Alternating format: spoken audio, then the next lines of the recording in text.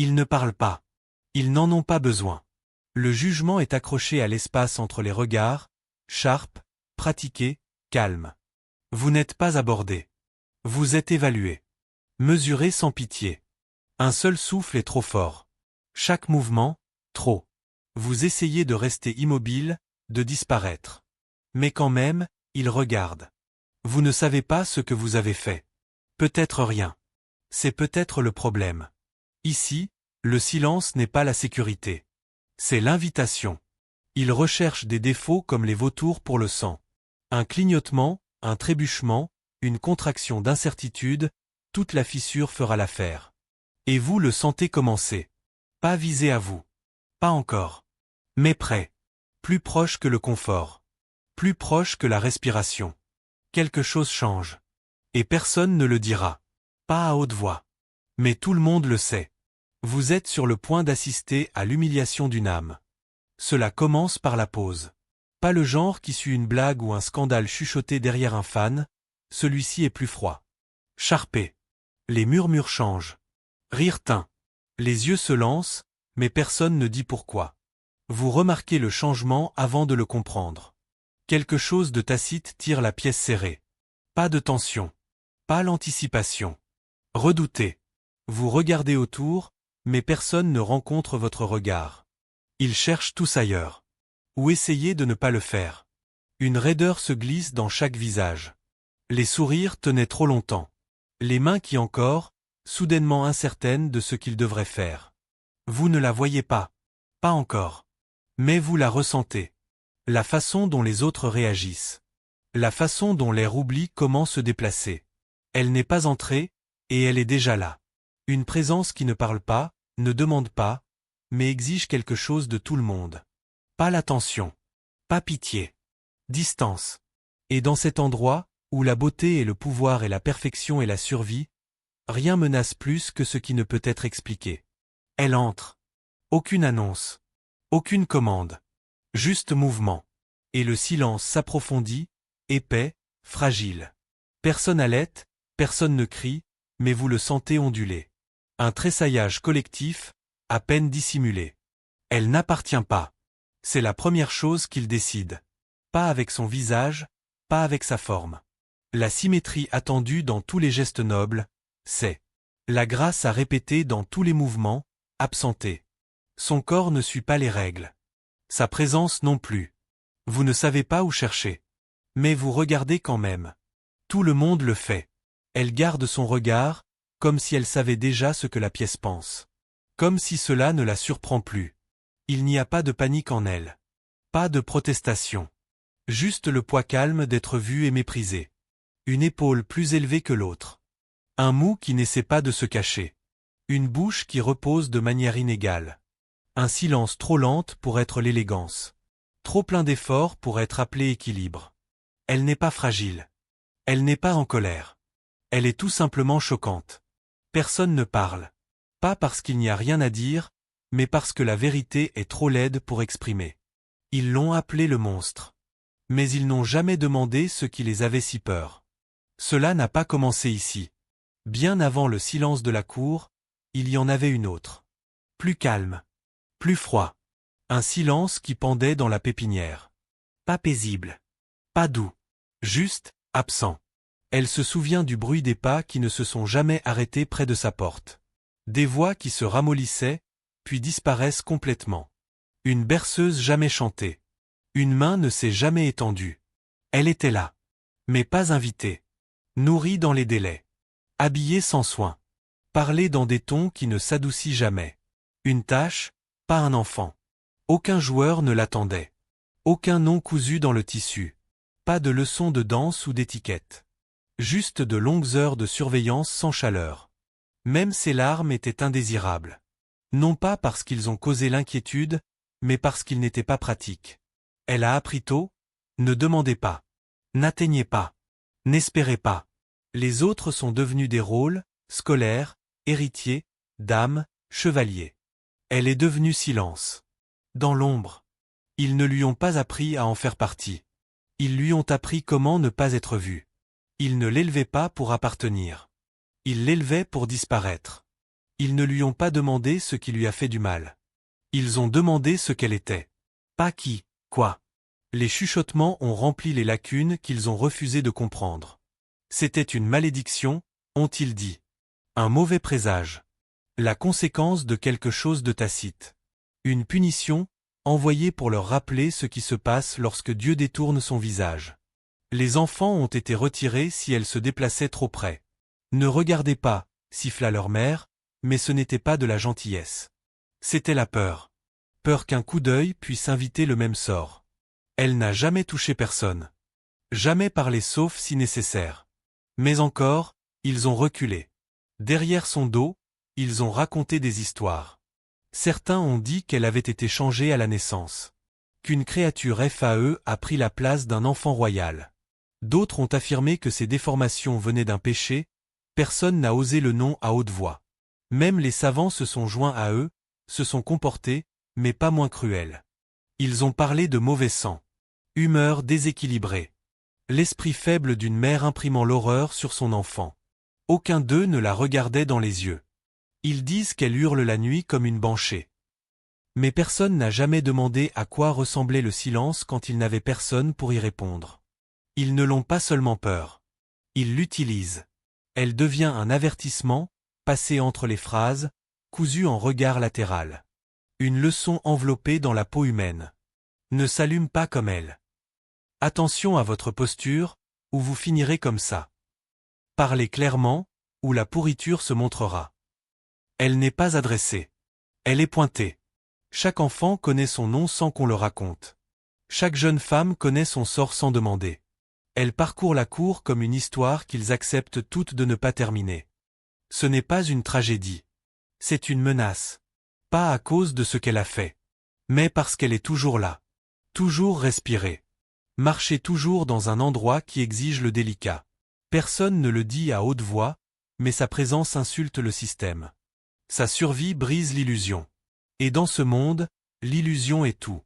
Ils ne savent pas comment l'appeler. Alors ils l'appellent moins. Et chaque fois qu'elle a vu, c'est la preuve que la perfection peut se fissurer. Que les lignées se trouvent. Cette faveur divine peut sauter un pas. Ils la transforment donc en symbole de tout ce qu'ils ne doivent jamais devenir. Elle n'est pas invisible parce qu'elle n'est rien. Elle est invisible parce qu'elle révèle tout. Dans un palais construit sur des masques, elle était le seul visage qu'ils ne pouvaient pas cacher. Elle a l'habitude des yeux qui la regardaient. Devant elle. Autour d'elle. Mais la reine la regarde. Pas avec pitié. Pas avec répulsion. Juste, présence. Un coup d'œil qui tient. Un signe de tête qui ne pique pas. Une pause, assez longue pour ressentir quelque chose de plus qu'une obligation. Ce n'est pas fort. Jamais public. Il n'y a pas de scène pour louer. Aucune main prise devant les courtisans. Cela se briserait plus qu'il ne le réparerait. Mais derrière un tissu dessiné et des routines brouillées, il y a de petites choses. Un chiffon plié laissé juste assez près pour atteindre. Un plateau avec une portion légèrement trop généreux pour être un accident. Une phrase prononcée doucement, lorsque la plupart utilisaient la commande. Elle n'est pas invitée à parler. Mais elle a permis de répondre. Et c'est une différence si vaste, cela la brise presque. Elle ne lui fait pas confiance, pas pleinement. Mais elle s'y accroche quand même. Comme la dernière chaleur d'un feu mourant. La reine ne le nomme jamais. Ne l'explique jamais. Elle n'a pas à le faire. Sa gentillesse est un défi subtil. Marie ne lui parle pas. Mais une fois, elle regarde. Pas loin, pas à travers. À elle. Un coup d'œil, maintenu une demi-seconde de trop. Pas d'horreur. Pas de moquerie. Juste l'immobilité. Et dans cette immobilité, quelque chose se déplace. Un scintillement de quelque chose semblable à la reconnaissance. Ce n'est pas réconfortant. Ce n'est pas de l'amitié. Mais c'est humain. Peut-être que Marie sait ce que ça fait d'être réduit. Être toléré au lieu de chérir. Exister là où vous ne vous sentez plus les bienvenus. La fille ne sourit pas. Mais elle ne tresse pas non plus.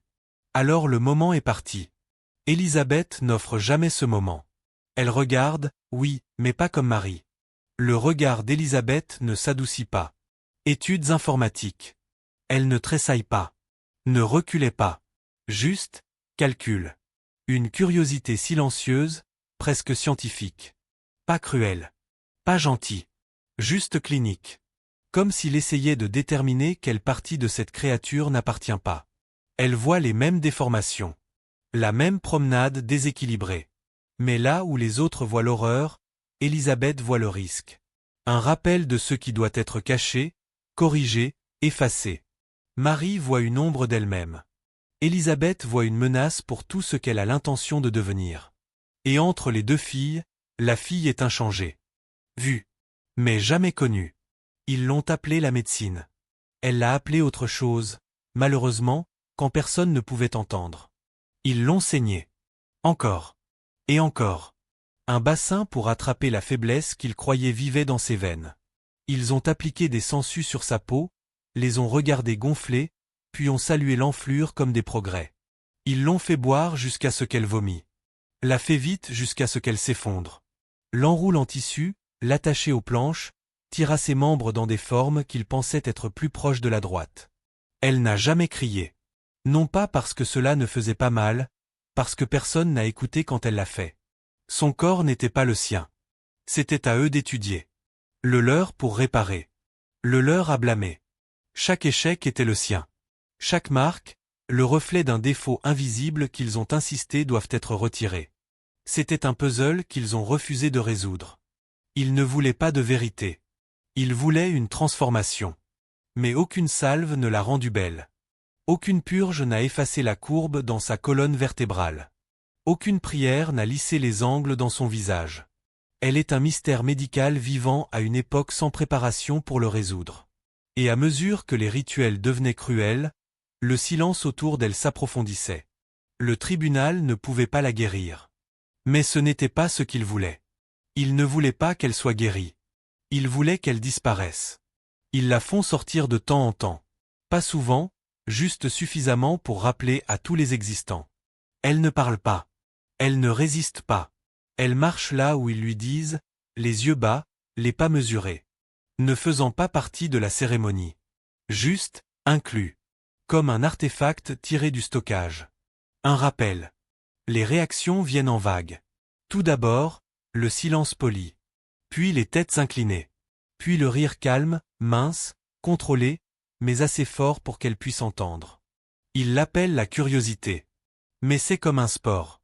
Un noble laisse tomber un mouchoir près de son chemin. La regarde se plier, sourit quand elle trébuche. Un autre marche trop près, cogne de son épaule, puis feigne la surprise contre elle maladresse. Il la teste comme un jouet. Pique sur ses bords, en attendant de voir ce qui bouge. La douleur devient un passe-temps. L'inconfort devient une conversation. Ce n'est pas une personne. C'est une pause entre les cours.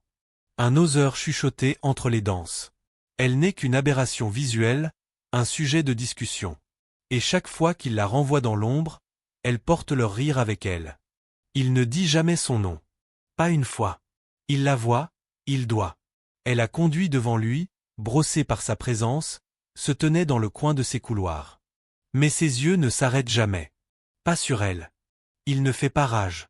Ne se demande pas pourquoi elle est là. Ne demande pas son retrait. Il fait quelque chose de pire. Il ignore. Et dans un tribunal où un coup d'œil peut construire une vie, ou finir une, son silence est définitif.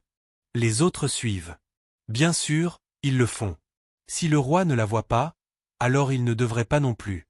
S'ils n'offrent aucune réaction, ils ne doivent pas non plus. Elle devient donc un vide. Présent, mais effacé. Elle respire. Mouvement. Fait mal. Mais rien de tout cela n'a d'importance. Pas pour lui. Elle pourrait disparaître demain, et personne ne penserait à demander pourquoi. Être moqué est une chose. Être craint, un autre. Mais être vraiment invisible pour l'homme le plus puissant du royaume est une forme d'oblitération. Personne n'explique pourquoi. Ils lui disent juste de marcher. Pas à travers l'aile des serviteurs. Pas à travers des salles ombragées. À travers le centre. Pendant la fête. Des voix s'estompent avant qu'elle entre. Le rire se replie sur lui-même. Les couteaux cessent de bouger. Les gobelets gèlent à mi-chemin des lèvres. La foule part, non pas avec respect, pas même avec peur.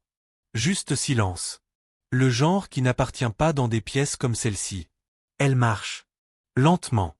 Soigneusement. Chaque pas une blessure silencieuse. Personne ne l'appelle un nom. Personne ne murmure une blague. Pas cette fois. Ils regardent juste. Pas parce qu'ils sont curieux. Parce qu'ils ne savent pas quoi faire d'autre. Elle ne pleure pas. Elle ne tremble pas. Elle ne demande pas pourquoi. Elle marche juste. Et quand elle passe la tête de la table, il ne lève pas les yeux. Elle atteint la fin de la salle. Aucun applaudissement. Aucune commande. Pas de licenciement. Ils l'ont rendue visible. Et c'était la dernière cruauté. Elle a marché cette nuit-là. Et le tribunal n'a pas dormi depuis.